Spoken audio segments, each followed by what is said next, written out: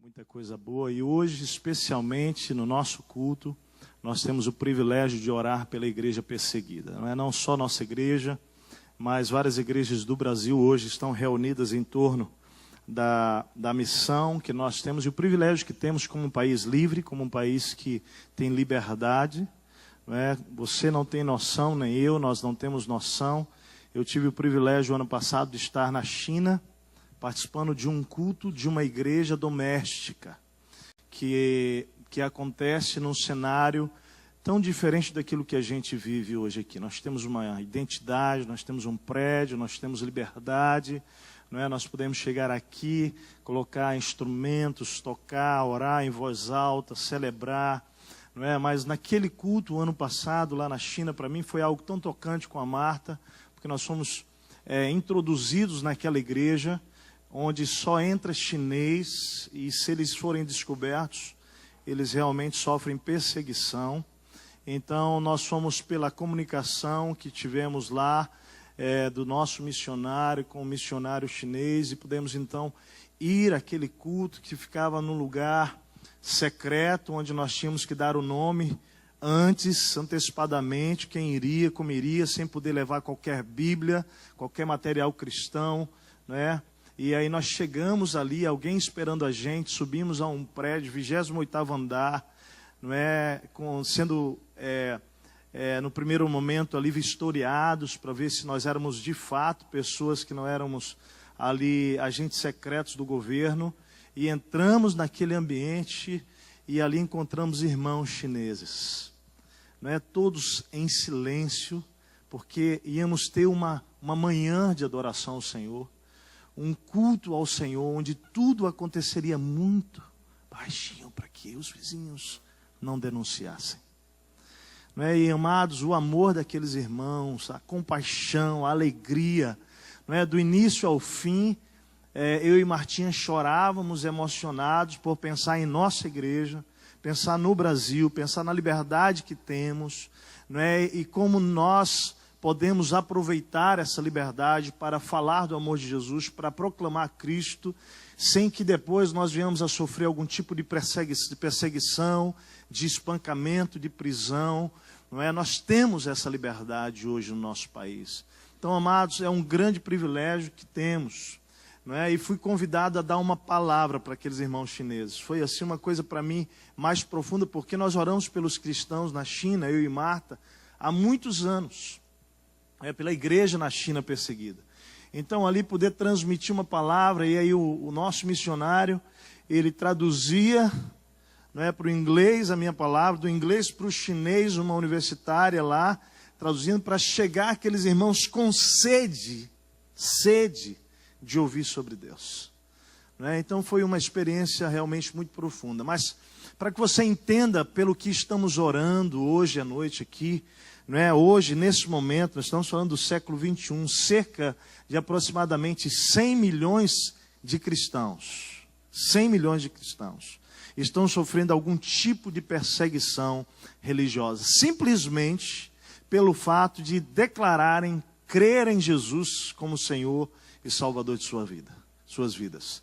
Amados, pessoas que estão sofrendo nesse momento todo tipo de hostilidade, seja do governo, seja da sociedade daquela nação, ou pior ainda, do seu próprio contexto familiar, quando um pai ou uma mãe declaram guerra para um filho, uma filha, e declaram a morte, porque decidiu aquele filho ou aquela filha abandonar o islamismo para seguir a Cristo Jesus.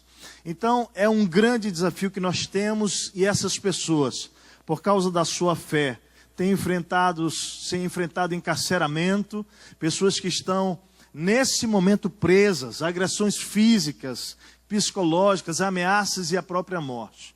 E nós queremos, nesse domingo, nos unir a demais igrejas do nosso país e interceder por esses amados irmãos, para que Deus fortaleça a fé deles, para que eles não desistam, não é verdade? Para que eles possam perseverar.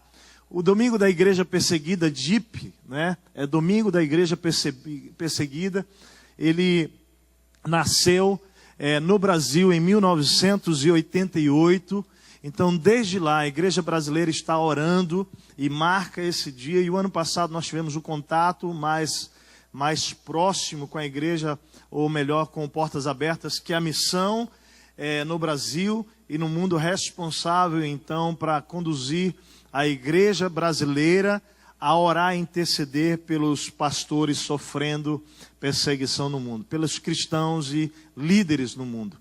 E esse ano, especificamente, nós vamos orar pela igreja e pelos pastores africanos que estão passando por dramas tremendos. Eu queria convidar você a ler comigo Provérbios 31, versículo 8, olha o que diz lá. Provérbios 31, 8 diz assim: erga a voz em favor dos que não podem defender-se. Seja o defensor de todos os desamparados. Vou ler novamente Provérbios 31, 8. Erga a voz em favor dos que não podem defender-se. Seja o defensor de todos os desamparados. Então, queridos, nós queremos hoje levantar o clamor, não é? Convidar a igreja brasileira a orar, divulgar, contribuir para que os nossos líderes, pastores africanos que estão nesse momento sofrendo algum tipo de perseguição possam ser ali realmente renovados pela ação do Espírito Santo. Talvez você pense assim, mas o que adianta nós orarmos aqui no Brasil pelos missionários que estão lá na África passando por isso? Eu não sei se você crê nisso, mas quando nós estudamos a Bíblia, estudamos, por exemplo, os Evangelhos, nós vamos perceber momentos em que, mesmo à distância, Jesus realizava milagres. Lembra de histórias assim? Onde alguém vinha até ele, clamava pelo filho, clamava pela sogra, e dali mesmo Jesus ordenava, e quando a pessoa voltava a casa, encontrava o filho renovado, a sogra curada, e Deus faz milagres, ainda que você não esteja lá. E nós vamos orar, crendo que o Senhor vai se manifestar lá no continente africano em favor daqueles missionários. Quero convidar você nesse primeiro momento a se ajoelhar comigo, e nós vamos orar nesse momento, clamando a Deus, para que o Senhor possa realmente fazer um grande milagre nesses países e nessas nações. Vamos orar, queridos.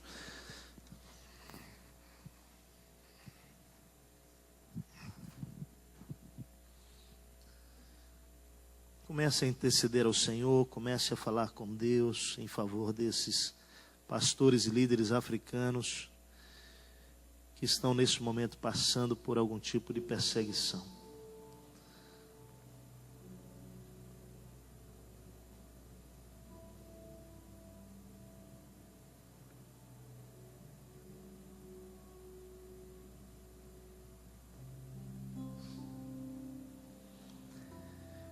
Pai, nós como igreja brasileira, nós queremos nos apresentar diante de Ti nesse momento. Em primeiro lugar, te pedindo perdão, Senhor. Perdão sim, Senhor.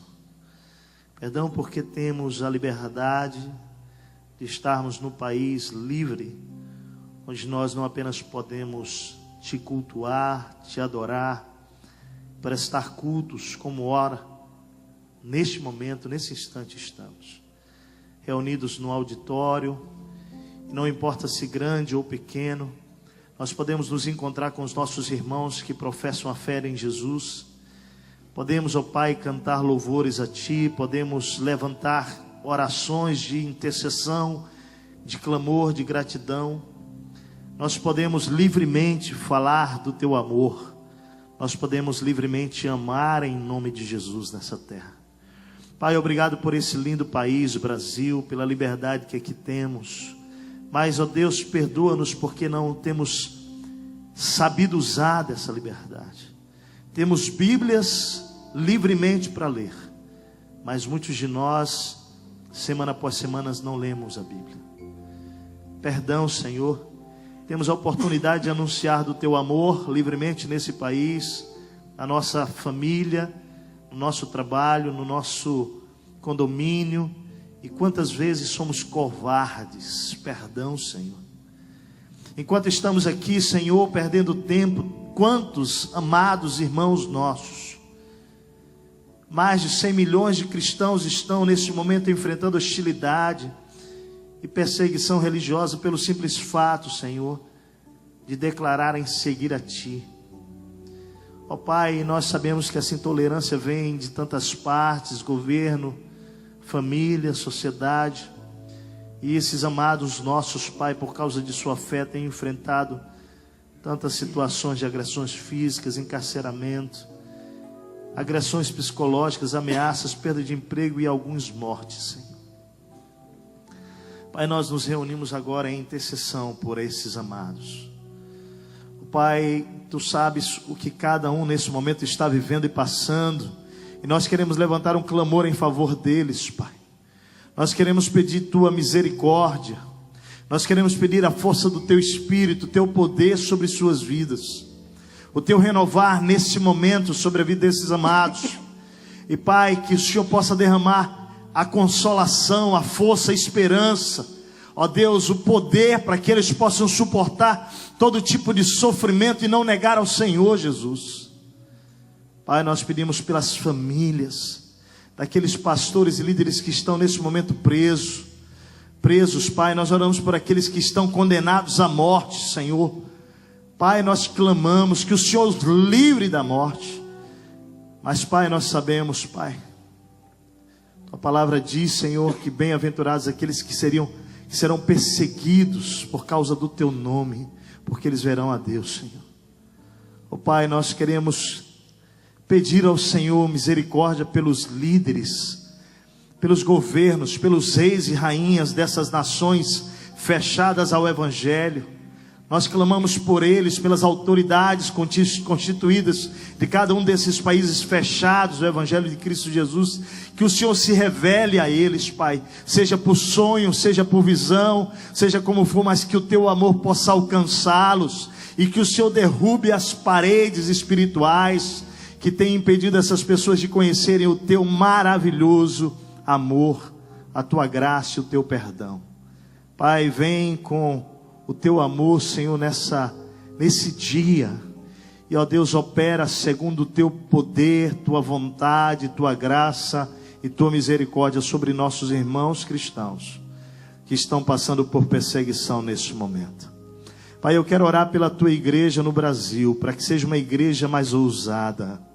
Pai, que nós sejamos cristãos, Pai, que realmente cheios do Teu Espírito, Pai, nós possamos aproveitar aquilo que o Senhor tem nos dado aqui, a liberdade religiosa, para amar mais, para servir mais, para sair do nosso comodismo, Pai, e podermos doar a nossa vida em favor dos outros, Senhor. Pai, levanta esta igreja, em nome de Jesus. Acorda o Teu povo, Senhor. Acorda aqueles que estão dormindo sonolentamente, Senhor, ainda que vivos, perdendo o seu tempo, deixando de viver para Ti. Ó Pai, que cada um de nós aqui seja movido, ó Deus, a aproveitar o que o Senhor nos concedeu, esta liberdade, para testemunhar do Teu amor por onde nós andarmos. Pai, essa é a nossa oração com fé e com gratidão, no nome de Jesus, Pai. Amém, amém e amém. Amém, queridos. Nesse momento, quero pedir para que você possa dar a mão para quem está perto de você. Nós vamos orar nesse momento, agradecendo ao Senhor por tudo isso. Não é oportunidade de servir. Eu acho que é um privilégio a gente poder realmente passar por essa terra doando a nossa vida em torno do reino de Deus. A Bíblia diz: buscai primeiro o reino dele. Amém, queridos? O reino dele. E todas as outras coisas vos serão acrescentadas. Eu não sei qual é a sua preocupação hoje, mas eu quero dizer para você que se você se preocupar com o reino de Deus, Deus vai cuidar das suas coisas. Não inverta essa ordem. Não tenta cuidar das suas coisas em detrimento do reino de Deus, porque sempre você vai ficar correndo atrás do vento. Busca o reino, as coisas do Pai, de interesse do Pai. Nós somos filhos da luz, pertencemos ao reino da luz. Amém, querido? Então vamos olhar para as coisas do Pai e dizer: Pai, o que Tu queres de nós? Então essa semana é uma oportunidade de muito envolvimento com as coisas do Pai. Ok, querido? E eu sei que cada um de nós aqui tem demandas no coração. Cada um de nós aqui eu tenho anseios no meu coração. Mas eu não posso deixar de me preocupar com as coisas do Pai para cuidar dessas coisas. eu tenho dito: Senhor, a minha vida é tua, eu vivo para ti. Aquilo que eu preciso fazer em torno da minha missão, eu estou aqui fazendo, mas cuida dessas coisas para mim, Pai. E, gente, é tão surpreendente que quando a gente segue nessa direção, Deus sempre surpreende você. Ele não faz o que você pensa, Ele faz além, muito além disso. Boa noite, meu nome é Shane. Pode sentar. Imagina cantando essa música. Se olhar aqui nos slides, imagina cantando essa música, começando com esse nosso dia, né, domingo da igreja perseguida. E se a sua esposa, como a Miriam desse foto aí, estivesse presa, recém-casados no Sudão, crime, lá se converter. Na realidade, ela segue a Cristo desde criança e na realidade, teve um pai muçulmano que abandonou a família quando ela ainda era bebê. A mãe criou ela como cristã, só que quando ela casou com um cristão, isso infringiu a lei suficiente e ela recebeu a pena de morte. Ela foi a semana passada, está na mídia aí, podemos orar para a Miriam e para o marido dela, que foi condenado a 1000 açoites e depois morte. Então, isso porque eles encontraram assim, uma maneira de condená-la, mesmo que ela tenha sido cristã toda a vida dela, por causa que o pai dela, que abandonou a família lá atrás, era muçulmano. Então isso cogitou para a lei do Sudão uma conversão. Nós estamos falando sobre algo muito sério, estamos falando sobre algo, e muitas vezes nós aqui, em todo o privilégio que nós temos, a gente acha às vezes as coisas difíceis para servir a Deus, e eu estou botando eu junto. Mas como é que é a situação no mundo em que nós vivemos?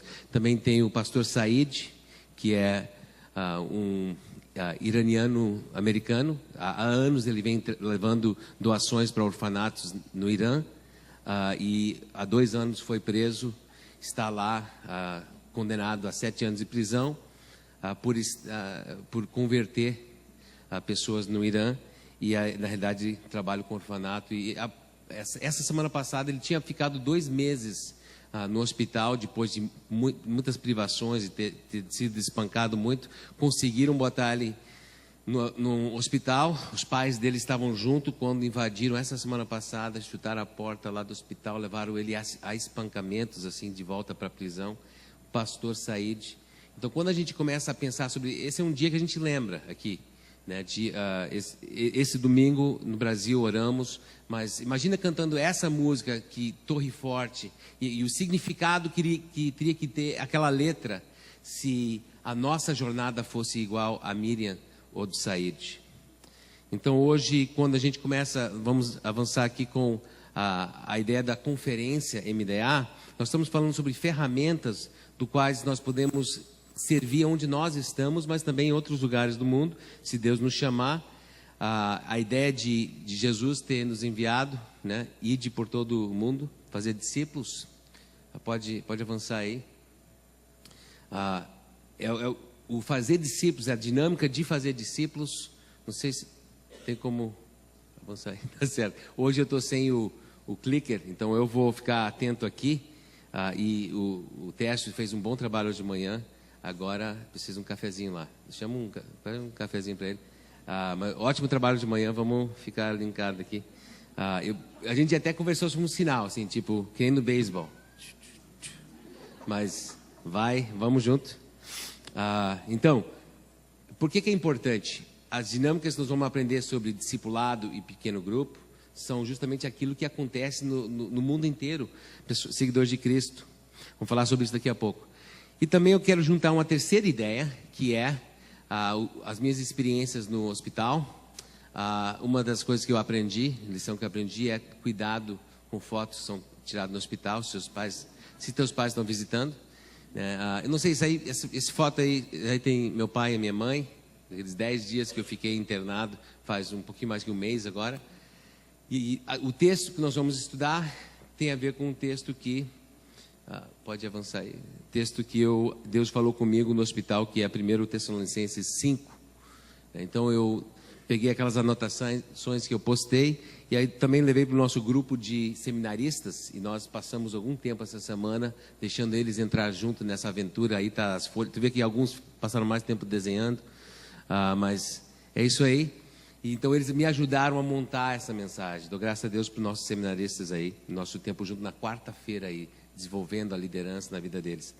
Então, nós vamos ver aí tudo que Deus falou através de Tessalonicenses 5, né? E juntando essas 3 ideias, eu fiquei com esses pensamentos, assim, como é que se juntam essas 3 ideias para fazer só um conceito para hoje à noite? Primeiro, no que eu aprendi, que Deus falou comigo ali, se alguém não acompanhou, talvez está visitando hoje, passar 10 dias no hospital quando tem uma vida inteira de saúde. Eu nunca tinha ido para o hospital, só ponto, assim, coisa de aventura, né?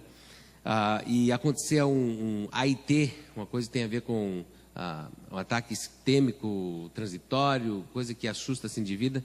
Deus fala até mais forte, fala mais alto quando nós estamos numa situação dessas. E o que eu trago hoje à noite sobre esse assunto é a natureza temporária da nossa vida na Terra e o chamado de cada um para viver intensamente. Não só isso, mas nós vamos estar entrando nessa semana, nessa conferência aí, recebendo ferramentas para viver nossa missão de discipular e edificar uns aos outros.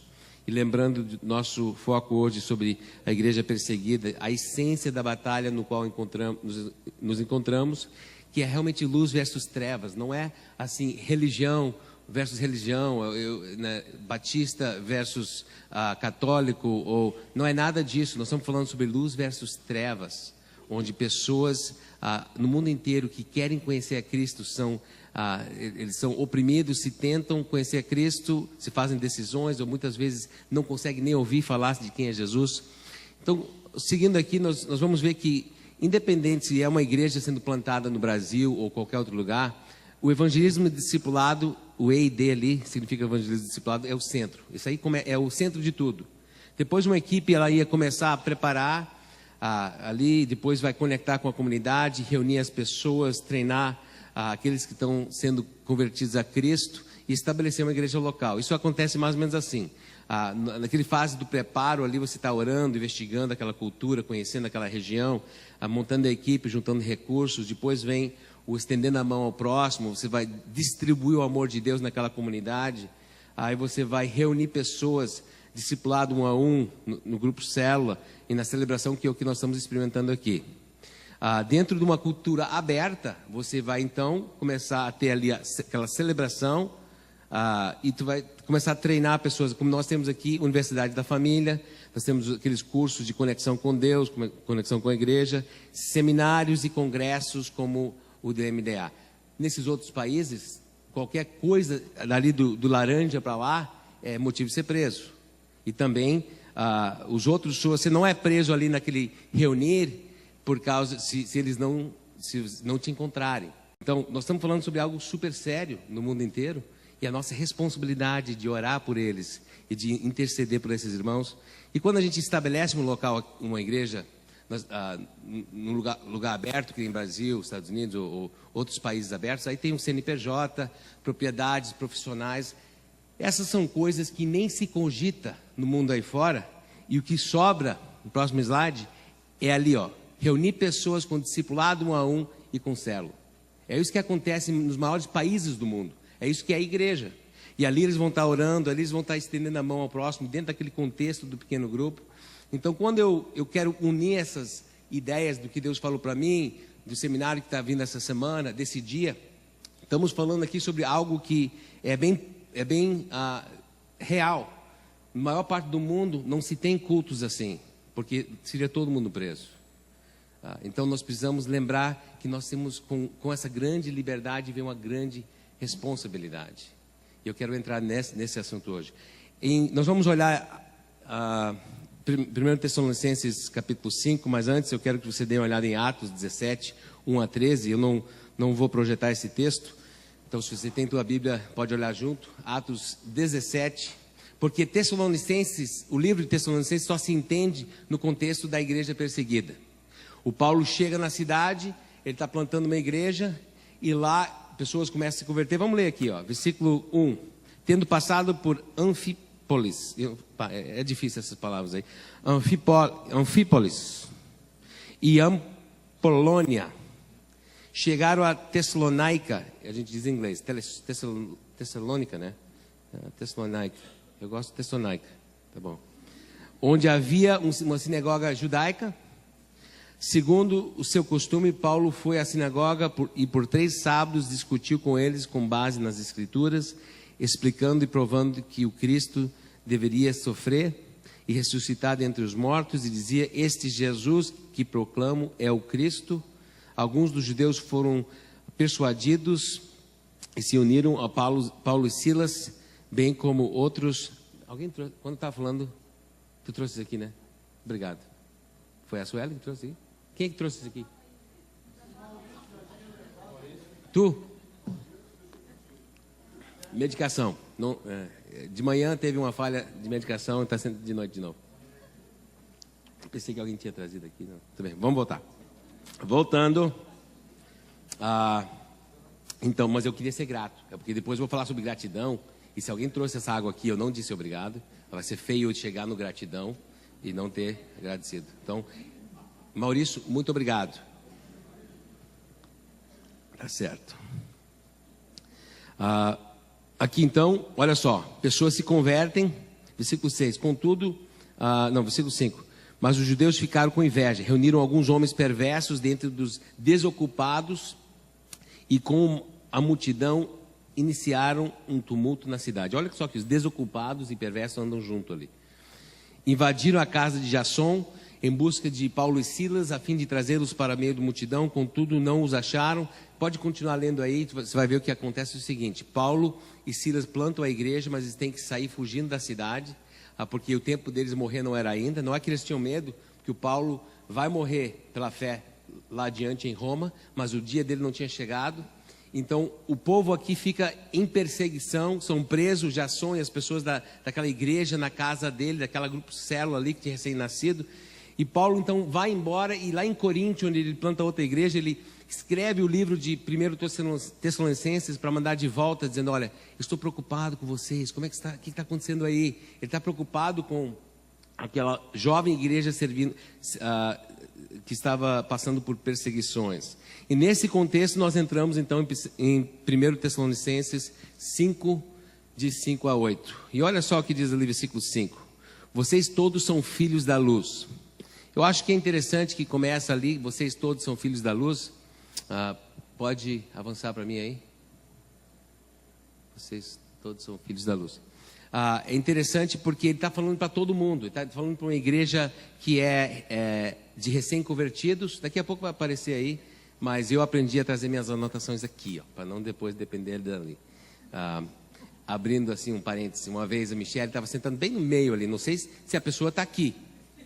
Talvez está aqui essa pessoa, mas a Michelle, minha esposa, estava sentada no meio, e ela começou a dar essa coisa assim do PowerPoint ficar atrasado, e aí uma pessoa assim atrás dela disse: tu vai ver que ele vai se perder agora.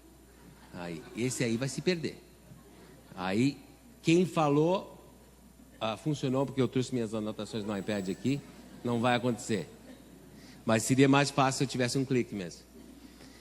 Então, vocês todos são filhos da luz. Luz, algo que vem de fora e nos define.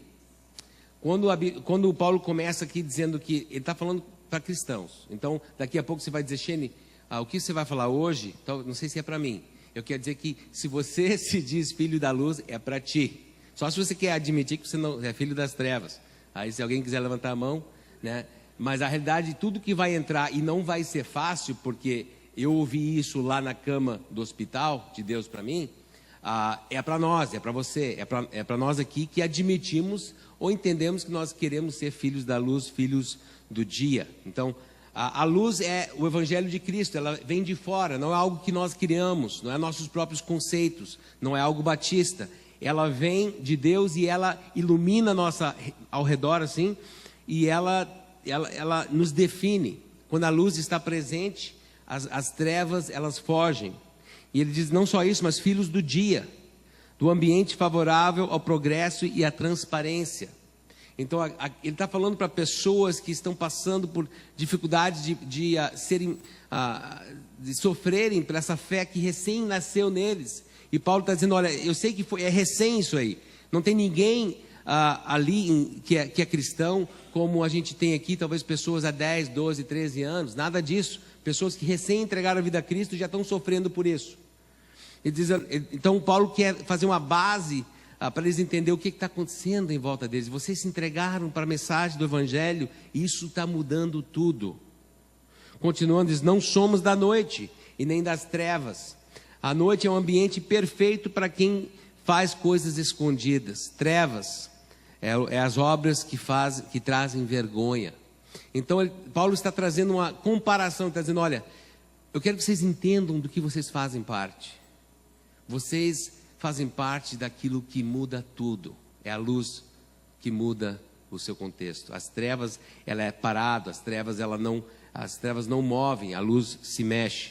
Então, olhando mais adiante aqui, ele tem uma comparação entre luz e dia, trevas e noite. Esses são os ambientes que ele está falando. Olha, vocês fazem parte de um novo ambiente. Vocês foram tirados de um lugar onde vocês pertenciam, onde era natural você fazer obras das trevas, porque você era da noite. Mas hoje você foi convertido por Cristo, você faz parte do dia, e suas ações diárias deveriam mudar também. Então ele está dizendo, olha, em vez de ficar dormindo, como aqueles que eram da noite, e embriagados, como aqueles que são das trevas, você tem que ter outro tipo de vida. Olha só o que ele diz aqui. Portanto, não durmamos como os demais, mas estejamos atentos. Então, olha ali, atentos versus dorminhoco ali. Sejamos sóbrios, pois os que dormem de noite, e os que se embriagam-se de noite. Então, embriagam ali versus sóbrios. Olhando esse texto, eu estava vendo essas comparações de noite e trevas versus dia e noite, dia e luz.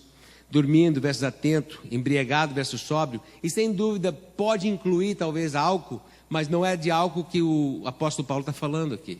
E nem de dormir 7 horas por noite, que é muito saudável. 8, talvez alguns vão dizer. Ele está falando sobre espiritualmente você chupar bala, ou espiritualmente você ficar parado no ponto, você se perder. Espiritualmente você, em vez de estar atento e sóbrio, você pensa, não, essas responsabilidades de amar e cuidar é para outra pessoa, não é para mim. Na realidade, eu só sou um mero cristão, normal, de banco. E aí a gente nem tem banco aqui, então não serve, né? De cadeira. Mas sabe que ele já começou o texto dizendo, vocês todos são filhos da luz. Então ele está trazendo assim toda a gente, olha, quem se considera não indo para o inferno e não quer ir, entenda que você foi chamado para uma missão de não ficar dormindo no ponto e não ficar embriagado espiritualmente. E depois ele vai descrever o que nós temos que fazer para ser sóbrios. Mas é importante, fiz um desenhozinho ali para a gente entender que o poder da luz é de dominar as trevas. Deus disse, haja luz, e mudou, e foi o início da criação. Se toda essa sala fosse escura, completamente escura, e acendesse só uma velinha, uma pequena vela no meio, aonde o alcance daquela vela chegasse, as trevas vão fugir. Não interessa se tem muitas trevas por trás, porque as trevas só podem fugir da luz. E nós temos um conceito errado, pensando que minha vida espiritual está sendo atacada, eu não vou conseguir vencer, porque o mundo em volta, assim, olha o jornal e todas as coisas erradas estão acontecendo. Imagina se fosse eu ou você na situação lá na África, da igreja perseguida, ou a nossa esposa presa lá por causa que alguém diz que é errado ela casar com um cristão, ou outro passou a sair, se esse fosse nosso conceito, ou até se você fosse preso com uma situação de saúde, que você não consegue escapar, e a escuridão parece que está militando e começando a pressionar. Eu me lembro que aquela primeira noite que eu estava no hospital, eu acho que já falei isso antes, parecia que aquela salinha, quando me comunicaram que uma artéria aqui e 3 aqui atrás estavam sendo esmagados, que não era entupido, mas era, eles não sabiam bem ainda, mas aparentemente estava um vasculite. O que tu vai fazer sobre isso aí, né? Como é que tu vai dormir pensando que tua artéria está fechando e não tem nada para fazer? Então, as situações da nossa vida podem parecer assim, as trevas não tem jeito. Mas o que Deus me deu naquela noite, que foi um versículo desse texto, que nós vamos chegar lá, versículo 16, 17 e 18, é pura luz. Começa a orar, começa a falar com Deus, dizer: Deus, eu preciso de você nessa situação aqui. E começa a entender que nós somos filhos da luz. E as trevas diante do Filho da Luz têm que fugir mesmo. E se a gente assumir nosso papel, nós vamos ser mais que vencedores. Então, diz assim: pois os que dormem, dormem de noite, né? Os que se embriagam, embriagam de noite. Nós, porém, somos do dia, sejamos sóbrios. João 3,19 diz assim: este é o julgamento, a luz veio ao mundo, mas os homens amaram as trevas e não a luz, porque as suas obras eram más. Então, nós fomos chamados para ser filhos da luz, nós fomos recriados em Cristo como filhos do dia, onde é natural para a gente ter luz, mas às vezes a gente ama as trevas em vez da luz. E o problema ali está, em pessoas, porque ele não estaria nem dando esse estudo. Eu me lembro ali naquele, tem um parque assim, não sei se é parque, tem um vale ali no Moinhos de Vento, entre os dois prédios onde tem árvores e tudo, tem um bosque. E eu e Michele, nós íamos lá, eu fugia, às vezes os médicos me procurando, eu estava lá naquele bosque, tinha permissão, mas talvez não ficar 2 horas, então eu ficava ali, às vezes, uma vez o Michel foi me visitar, ficou 1 hora esperando no meu quarto lá, e eu estava lá no bosque com a Michele. Mas a gente estava falando sobre esse texto, e eu me lembro que a Michele trouxe uma boa reflexão sobre o texto. Olha, todas essas coisas falando sobre não ficando embriagado, nós não somos que nem aqueles que são das trevas, a gente fica sóbrio. Está sendo dito para pessoas que pertencem a Cristo, porque eles têm todo o potencial de viver na luz, sim, e também têm todo o potencial de amar as trevas e acabar vivendo algo que não era para ser vivido. De agir da mesma forma como se a gente fosse pertencente às trevas. Então, quando a gente vê que Jesus veio e ofereceu a luz, mas os homens amaram as trevas e não a luz, eu preciso sempre olhar internamente, ver se está sendo eu hoje. Continuando, como ser sóbrio. Bem, versículo 8 fala sobre isso. Nós, porém, que somos do dia, sejamos sóbrios, vestindo a couraça da fé e do amor. Agora, o Paulo usa em outro lugar a palavra couraça, como couraça da justiça, em Efésios. Eu desenhei uma couraça meio ruim ali, mas eu vou pegar eu quero dizer que o problema da letra e dos desenhos é que eu preciso uma caneta com ponto mais fininho. Essa é a minha desculpa. Mas depois vai aparecer o capacete. Pode botar o capacete aí. Os meus amigos ali não acreditam que é um capacete, mas capacete da salvação ali. Bem, fé e amor. Por que ele usa couraça da fé e de amor? Quando em outra passagem fala sobre couraça da justiça. Aquilo que protege nosso coração, nossas decisões, nossas paixões, fé e amor. Talvez justiça seja a soma de fé e amor, né? Se você age com fé e você dispensa amor, você vai fazer algo que é justo. Então, talvez Paulo entendia que era a mesma coisa. Mas ele também diz assim, couraça da fé e do amor e capacete da esperança da salvação. Essas 3 palavras não são estranhas para mim. Eu acho que já ouvi muitas vezes antes na palavra juntar fé, amor e esperança. E Paulo está dizendo que aquilo que faz parte do que é ser um filho da luz, um filho do dia, é que você vive com fé, esperança e amor. Quando as trevas estão em volta, como é que foge as trevas? Tem que aparecer na sua vida fé, esperança e amor. Essas 3 componentes da vida que Paulo está inserindo numa nova igreja, passando perseguições, novos cristãos que precisam entender o que são em Cristo. Seguindo o barco aí, versículo 9, diz assim: porque Deus não nos destinou para a ira, mas para recebermos a salvação. Então, esse contexto de ira versus salvação, que ela é repetitivo nas cartas de Paulo, segundo Tessalonicenses, capítulo 1, versículo 11, 8 a 11, fala muito sobre isso. Onde ele vai falar sobre a volta de Cristo vai ser salvação para alguns, glória para alguns e terror para outros. Essa é como se fosse o dia do Senhor. A volta de Cristo para algumas pessoas vai ser terrível. porque eles são das trevas. Mas para outras pessoas vai ser glória, porque está voltando aquele que nos trouxe a luz. Não sei como é que vai ser para você, mas é bom decidir antes de morrer, porque é nessa vida que nós temos essa oportunidade de decidir se a volta de Cristo, se o nosso encontro com Ele no dia do Senhor vai ser ira ou vai ser salvação. A boa escolha de Deus em nosso favor deve influenciar nossas escolhas de luz versus trevas. Está aqui a boa notícia. O Evangelho é uma boa notícia e está aqui o Evangelho, então. Que Deus não nos destinou para a ira. Que se fosse pela vontade de Deus, ninguém seria perdido. Que a vontade de Deus é que nós sejamos salvos, que recebemos a salvação por meio de Jesus Cristo. Então, se você fosse pensar como um jogo de pôquer, sua vida, as cartas estão todas em seu favor. Deus montou o jogo para você vencer. Mas depende de nós dizer assim, por escolha, eu quero ser então filho da luz, filho do dia, não das trevas e da noite. Ele morreu, versículo 10, morreu por nós para que quer estejamos acordados, quer dormindo, vivamos unidos a Ele. Eu tive que estudar um pouquinho aí para ver se esse dormindo estava se referindo àquele dorminhoco, né, que o cara da noite, que dorme ali, do início do capítulo, uma coisa negativa, mas aqui parece bem mais positivo, né? Aqueles, não interessa para nós, né, Paulo está dizendo, para nós que somos seguidores de Cristo, filhos do dia, que estejamos acordados, ou vamos vivos andando na luz hoje, ou aqueles que já morreram em Cristo, que nós vamos encontrar na glória.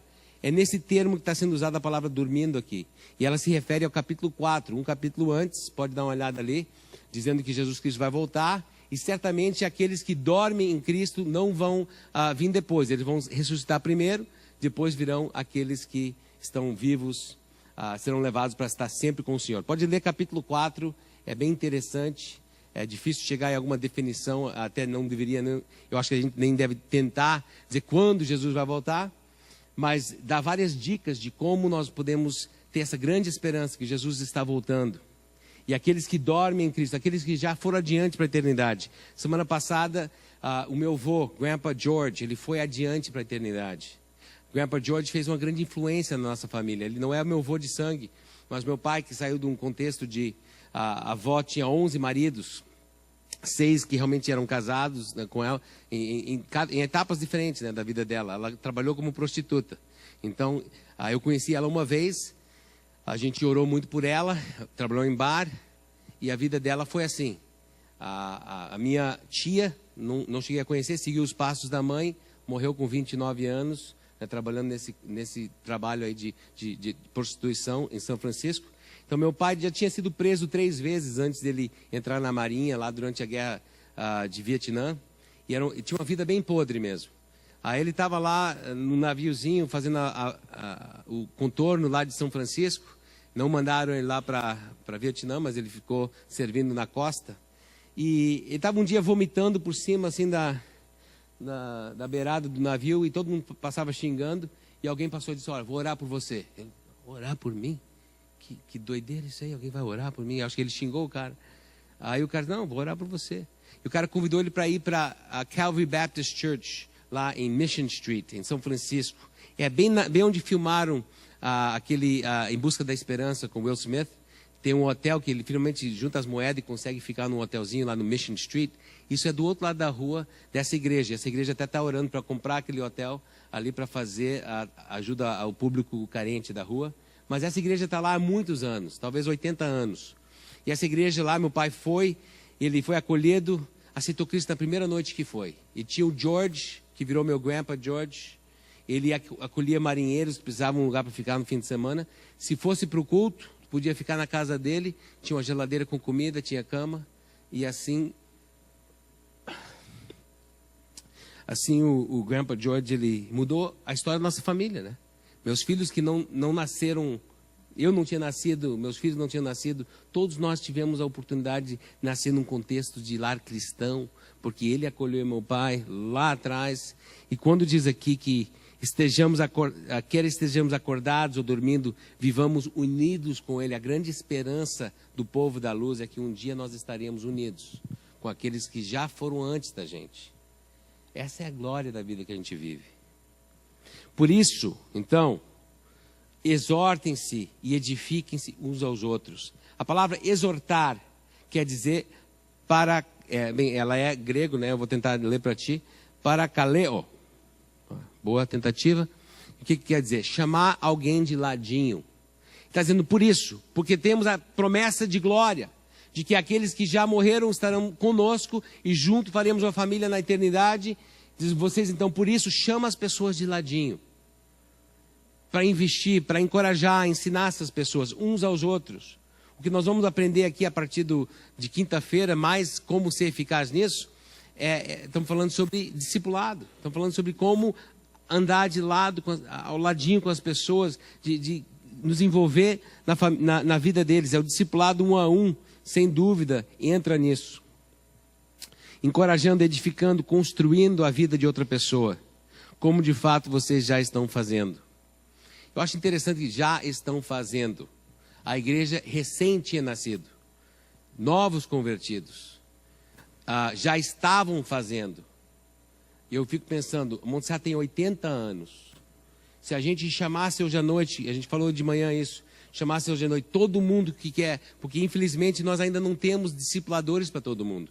Mas se a gente chamasse assim, todo mundo que quer ter, então eu quero isso, ouvi, entendi, eu quero alguém de andar de ladinho comigo aí, ó, de me pegar pelo braço assim e caminhar e edificar a minha vida. Se viesse para frente, todo mundo que não tem discipulado, não tem discipulador para todo mundo. E ali tinha uma igreja recém-nascido no meio da perseguição, estão fazendo como vocês já estão fazendo. Então, volta a pensar o que é estar dormindo, o que é estar embriagado, o que é estar sóbrio e acordado. Agora lhes pedimos, irmãos, que tenham consideração para os que se esforçam. Olha só a dinâmica do discipulado, ele vai descrever esse relacionamento, de andar de lado com alguém ali, de perto, aquele paraklaeo lá, vamos ter que voltar se eu fosse ler direito, mas aquela palavra assim de discipulador, aquela pessoa que vai andar ao lado e investir na vida. Como é que é isso? Bem, ele diz assim, tenham consideração para os que se esforçam. Então é um relacionamento que leva esforço. Pode avançar aí, mais um. Leva esforço, exige liderança, envolve o aconselhar. Olha só, no trabalho entre vocês, que os que lideram no Senhor, exige liderança. O que é liderança no sentido? Alguém que vai adiante mostrando o caminho. Essa questão de liderar, eu me lembro que eu estava numa reunião com poucos pastores, uns 6 pastores, aqui na Conde, há uns 10 anos atrás, não sei, talvez 15, estava lá o pastor Daniel Reis, e ele estava dando um momento de mentoreamento para os pastores. Eu estava junto. Eu era um cara bem jovem lá, junto com os pastores mais maduros, e ele falou assim, ó, ele puxou aquele versículo que o Paulo diz, me sigam como eu sigo a Cristo, enquanto eu sigo a Cristo. Ele diz, olha, muito pastor se joga assim, e líder se joga na falsa humildade, dizendo, não, ninguém precisa me seguir, só siga a Cristo. Não é isso que a palavra diz. A palavra diz que aquele líder que vai tomar posse do seu chamado, ele diz, pode me seguir, porque eu vou seguir a Cristo. E se eu não seguir a Cristo, então você vai notar isso, você não vai me seguir. Mas tem que tomar responsabilidade de dizer assim, ó, podem olhar para mim. Eu tenho que olhar para o meu filho Gabriel e para minha filha Camila. E a gente faz, desde que são pequenos, a gente faz um ritualzinho. Gabriel, o que quer dizer? Tem 3 coisas que a gente fala como família, né? Qual é a causa pelo qual existe a família Latham? A causa é Cristo. A gente ia para o colégio, eles iam no banco de trás, eu fazia a pergunta, eles gritavam assim. Qual é a causa? A causa é Cristo. Tá? Quais são os valores que definem a nossa causa? A Bíblia. E Gabriel, o que quer dizer ser homem para você? Tu, pai. Tá bom, vou tentar viver isso. Camila, o que quer dizer ser uma mulher? Qual a tua visão de mulher de Deus? Mãe, é minha mãe. Dessa forma, a igreja também, não só as famílias, a igreja, ela deve ter líderes que vão se esforçar na vida um do outro, que elas vão liderar no Senhor ali, não reinando sobre a vida do outro, mas com humildade, porque não tem nenhum líder mais humilde do que Jesus Cristo, que se humilhou e tomou a cruz por nós. E também aconselhar, de orar e talvez chegar num ponto, você está com alguém ali conversando, tá, mas o que eu faço? Dizer, mas eu também não sei. Então vamos orar. Deus, me dá alguma coisa para dizer para essa pessoa aqui, porque eu não sei. E ser franco, dizer, eu não sei o que fazer, mas vamos orar junto. E se Deus te falar alguma coisa, aí você vai lá e diz, olha, eu acho que seria uma boa ideia, mas ora sobre isso, aconselhar um ao outro. E ele começou o texto falando sobre, pedindo que os irmãos tivessem consideração. Essas são dinâmicas do discipulado, mas ele está dizendo, olha, tenha consideração para as pessoas que fazem isso. Nós devíamos respeitar as pessoas que Deus colocou na nossa vida para investir e para nos aconselhar, para nos liderar, que se esforçam entre nós. Pode avançar aí. O discipulador que faz isso, eu botei ali merece, talvez a palavra merece é muito... ele é algo que deveria nascer no coração da pessoa que está sendo investido, o seguinte, tenham na mais alta estima e com amor. Se tem alguém que está investindo na sua vida, você tem que ter essa pessoa em grande estima. Você tem que se alguém abre sua casa para um pequeno grupo que você participa, imagina que aquela pessoa podia ter aquele tempo com sua família, mas Deus tocou no coração deles, estão abrindo a sua casa para investir na sua vida, e você tem que ter essa pessoa com amor e autoestima. Eu estava falando num discipulado essa semana, e o cara estava me dizendo assim, como foi legal ele chegar no pequeno grupo. Era a semana do casamento, né, aniversário de casamento, e eles já pararam ele, não deixaram ele falar nada. Ele disse, olha, você sempre fala, você vai ficar quieto agora. Eu não sei se foi autoestima essa parte, mas não, eles disseram assim, você vai ficar quieto porque nós queremos falar para ti. Você investe na nossa vida, nós queremos abençoar a sua vida, está aqui, ó, tu e tua esposa vão sair para jantar no Schneider, tudo pago. Graças a Deus, né? Graças a Deus, Schneider, tudo pago. E então Deus abençoou. Olha só, o pessoal estava botando em autoestima aquele casal que estava investindo na vida deles, como está dizendo aqui no texto. Só que esses caras aqui aceitaram Cristo recém, e estão com a polícia correndo atrás, e Paulo está dizendo, faça isso, porque é assim que vive o povo da luz. Por causa do trabalho deles, vivam em paz um com os outros. Então, o ambiente da luz modifica a nossa interação uns aos outros, nós acabamos encorajando uns aos outros, e nós acabamos vivendo em paz. Se a igreja tem problemas de fofoca, ou a igreja tem problemas de intriga, ou de pessoas, da maledicência e tudo, isso se resolve quando as pessoas começam a frequentar um pequeno grupo, ser ministrado, a ser discipulado, aí pegar assim, eu estou sendo discipulado, então eu vou discipular alguém. E depois de tantos anos, algum tempo assim, eu sendo ministrado no pequeno grupo, até vou abrir a minha casa. Então eles começam a passar adiante o que estão recebendo, aquele amor. E aquilo que eles levantavam em autoestima, os que estavam investindo na sua vida, eles vão investir na vida de outras pessoas. E aí aquelas pessoas vão dizer, não, mas olha só a vida do casal aqui. Eu quero levantar eles em autoestima. Então, esse tipo de vida leva a uma cultura de paz no povo de Deus. E é isso que nós queremos ter aqui. É isso que Paulo queria ter lá na igreja de Tessalonicenses. Versículo 14 diz assim, exortamos vocês, irmãos, e agora ele vai entrar nos plurais ali, olha só, vocês, irmãos, aqui advirtem os ociosos ali. A dinâmica do convívio, talvez se antes a gente focasse ali no discipulado 1 a 1, se a gente entrasse agora numa ideia de convívio comum, talvez um grupo célula, ou uma celebração que nem essa, mas onde as pessoas vão poder... Aqui até não acontece, né? É difícil, eu posso estar falando aqui, mas o Michel está ali, só se ele for muito desordeiro para ele me edificar dali para cá, né?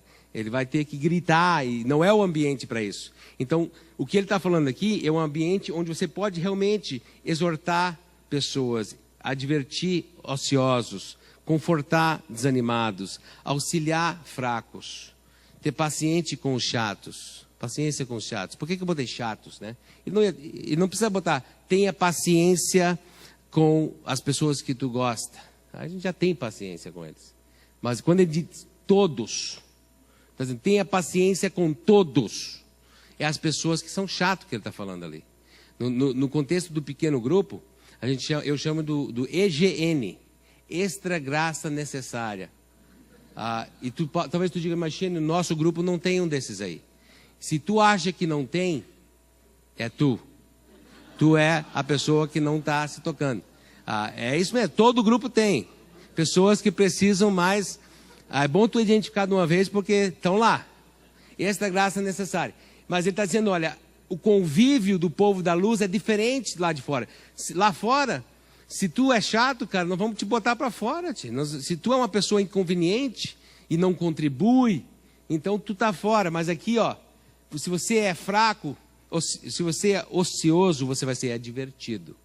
Olha só, o verbo é diferente. O outro é confortado, auxiliado, paciente, mas o ocioso, o cara que está dormindo no ponto, ele precisa ser advertido.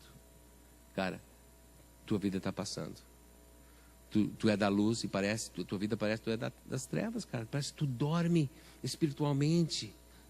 Então, isso é advertir. Talvez hoje você está aqui se sentindo advertido. Graças a Deus.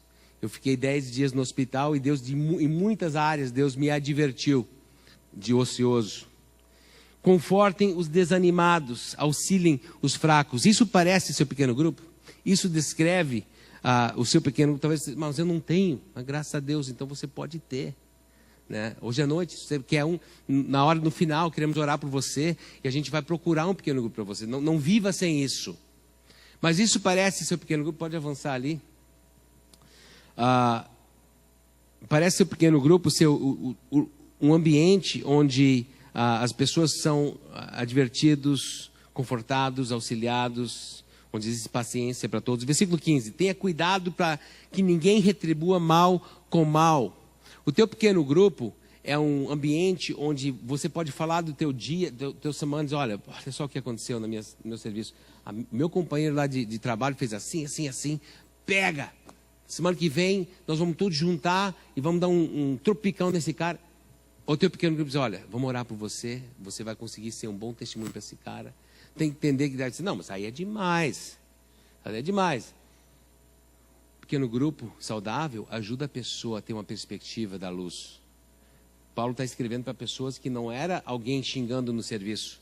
Aqui o pai ou a mãe desapareceram, porque lá na cidade, alguém descobriu que eles eram da igreja lá de Jasson, e foi levado preso, e não se viu mais, talvez já foi morto. Eles estavam sofrendo verdadeiras perseguições, como da igreja perseguida hoje. E Paulo está dizendo, e mesmo assim, vocês vão ensinar uns aos outros para não retribuir mal com mal.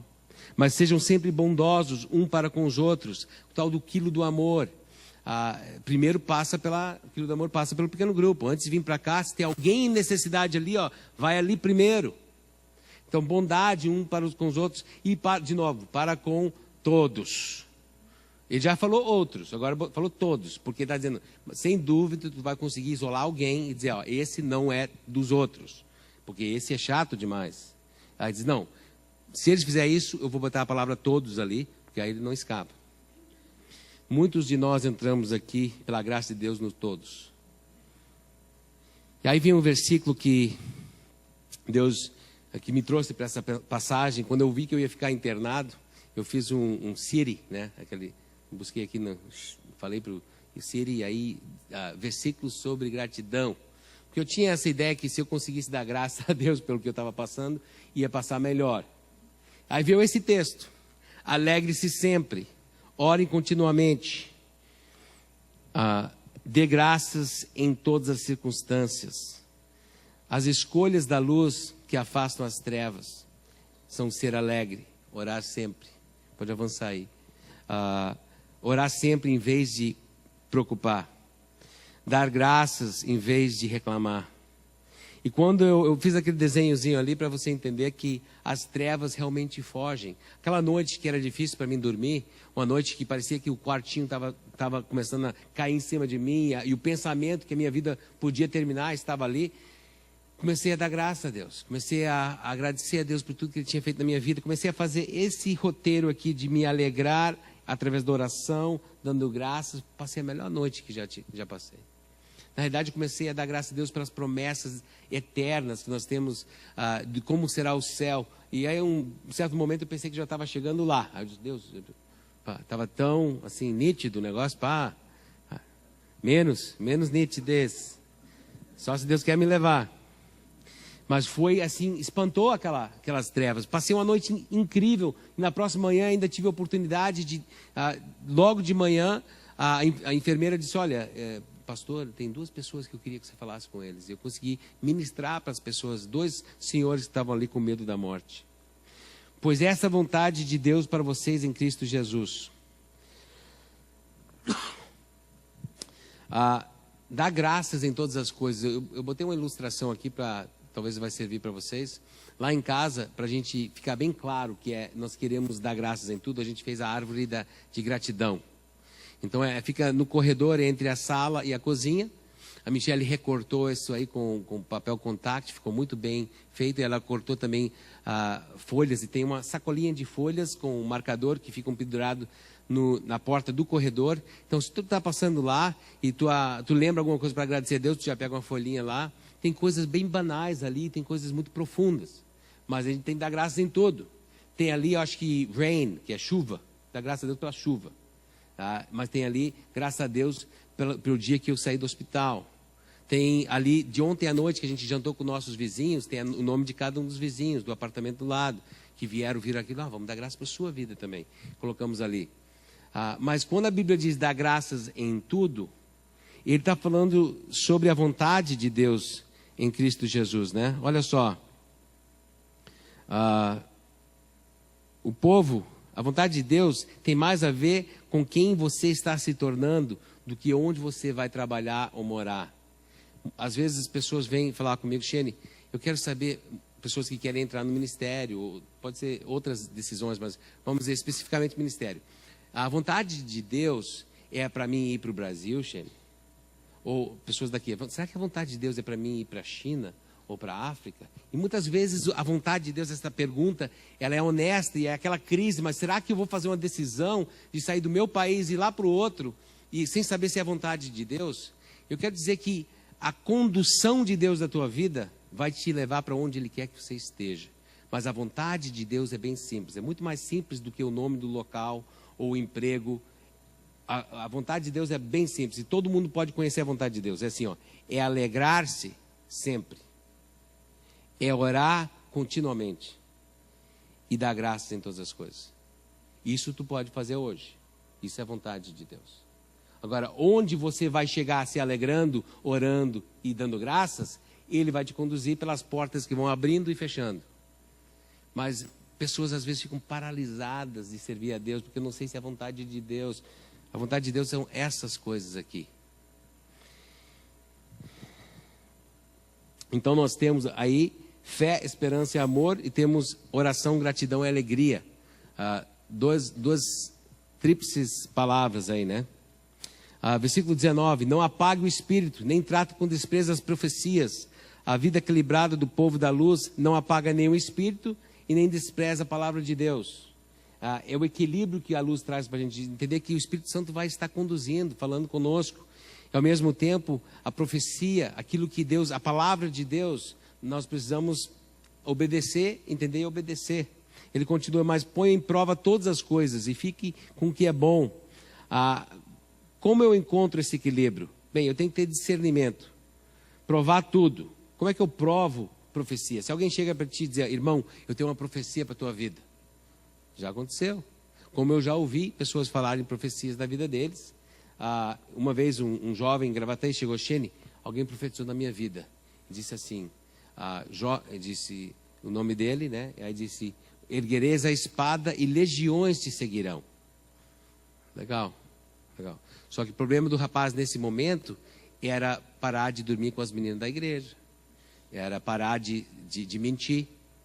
Era parar de não levar a sério o que é ser um cristão. Então, quando ele disse isso aí, eu disse, cara, pode ser verdade, os legiões podem ser de Deus ou legiões também do diabo, que vão te seguir. Mas o que você precisa entender com certeza é que tua vida tem que ser santo diante de Cristo. E aí a profecia vai se realizar ou não. Então, não sei como é que é na sua vida, quando alguém te fala, prove todas as coisas aqui. Põe em prova, vê se a palavra diz isso. Vê se essa é uma promessa que vem da palavra para você. Fique com o que é bom. Se afaste de toda forma do mal. que o próprio Deus de paz, versículo 23, que o próprio Deus de paz os santifique inteiramente. Então isso falou muito comigo quando eu estava lá deitado, estar inteiramente santificado, inteiramente restaurado, que todo espírito, alma e corpo de vocês seja conservado irrepreensível na minha vinda. Então, pode avançar ali? Aí. Então, espírito, a vida em Cristo, como filhos da luz, alma, os pensamentos, né, e vontades da minha vida, e o corpo, o meu instrumento de dispensar o amor de Deus no mundo ao meu redor. Então, eu fiquei, depois desse parte do texto, com mais 3 palavras, que estão ali, pode avançar. Eu fiquei tentando organizar elas. Eu não sei se eu organizei certo. Pode avançar aí, Tércio. Mais uns 2 vezes aí. Aí, mais uma vez. Aí. Irrepreensível na vinda do nosso Senhor Jesus Cristo. Então, temos fé, esperança e amor, oração, gratidão e alegria. E eles disseram para mim não caminhar muito, para não fugir da câmera. Voltando. Tá bom? Certo. Mas pode ir mais para frente, estava certo. Fé, esperança, amor, oração, gratidão, alegria e espírito, corpo e alma. Aí eu botei aquelas flechinhas ali porque fiquei na dúvida se era a coluna certa. Tive uma boa conversa com o Tércio. A gente acabou decidindo que mudaria mesmo a esperança para a coluna final, esperança, alegria e a alma, e o amor, gratidão e corpo.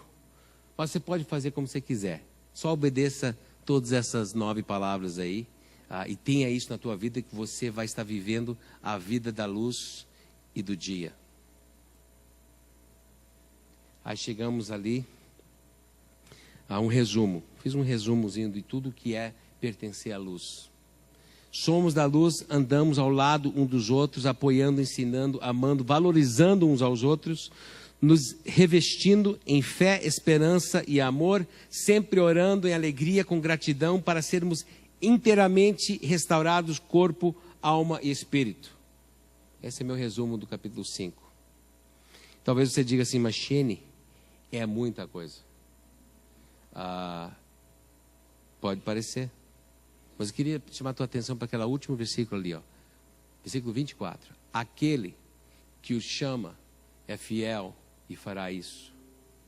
Queria que você entendesse que nada do que nós estamos falando é possível sem o chamado de Deus na sua vida. Só que nós estamos num sanduíche do primeiro versículo no último, onde ele diz, está escrevendo a todos que pertencem à luz. É nós. E no último versículo ele diz assim, ó, aquele que os chama. Ele está falando só para pastores ali, o chamado pastoral aquele que os chama, ele é fiel. Ele vai fazer acontecer isso na sua vida e na minha vida. Não é nós que vamos fazer isso acontecer. Talvez você está aqui seguindo há muitos anos e você nunca discipulou alguém. Não vai ser novidade.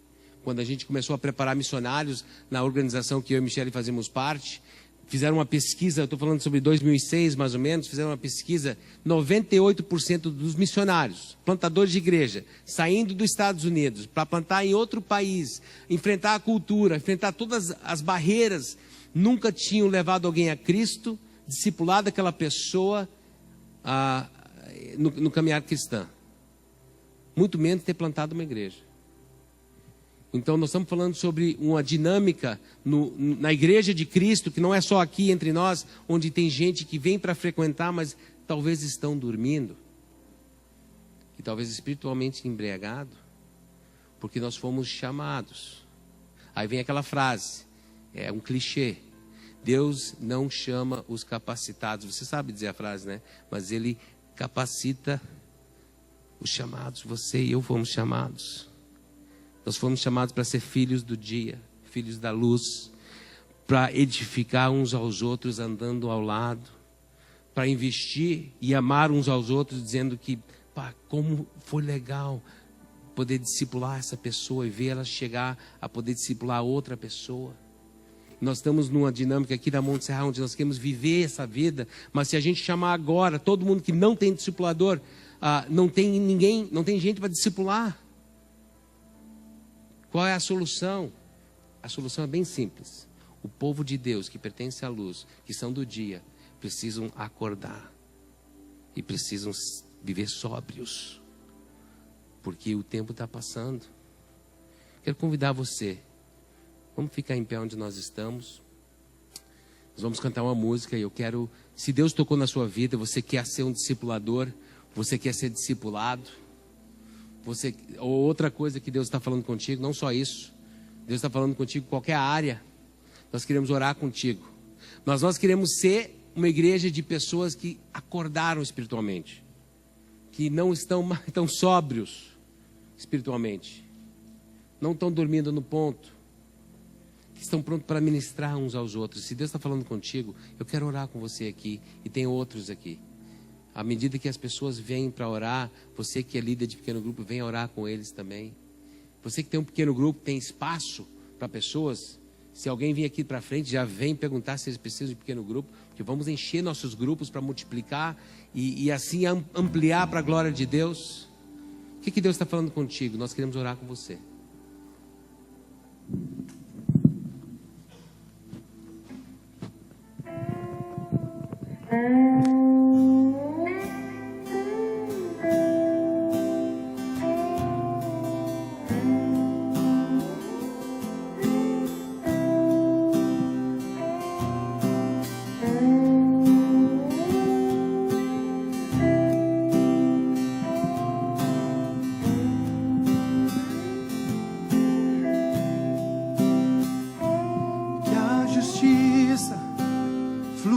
Como um rio,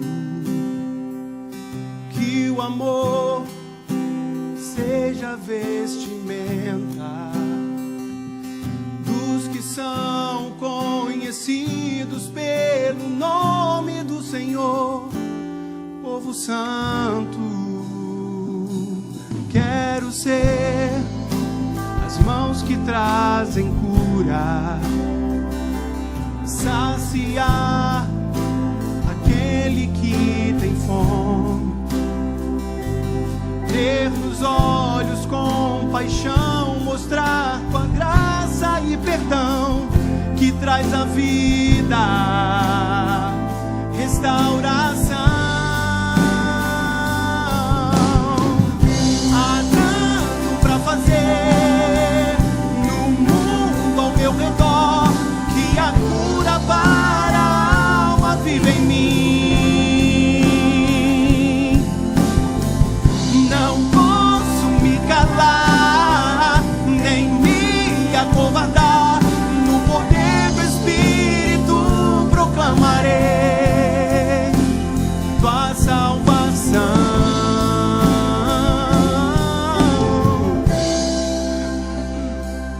Leva-me aos que estão sedentos, eis-me aqui, usa-me em tuas mãos. És o olheiro e eu o barro, pronto estou para ser moldado. Eis-me aqui, usa-me. Há tanto pra fazer no mundo ao meu redor, que a cura para a alma vive em mim. Não posso me calar, nem me acovardar. No poder do Espírito proclamarei tua salvação.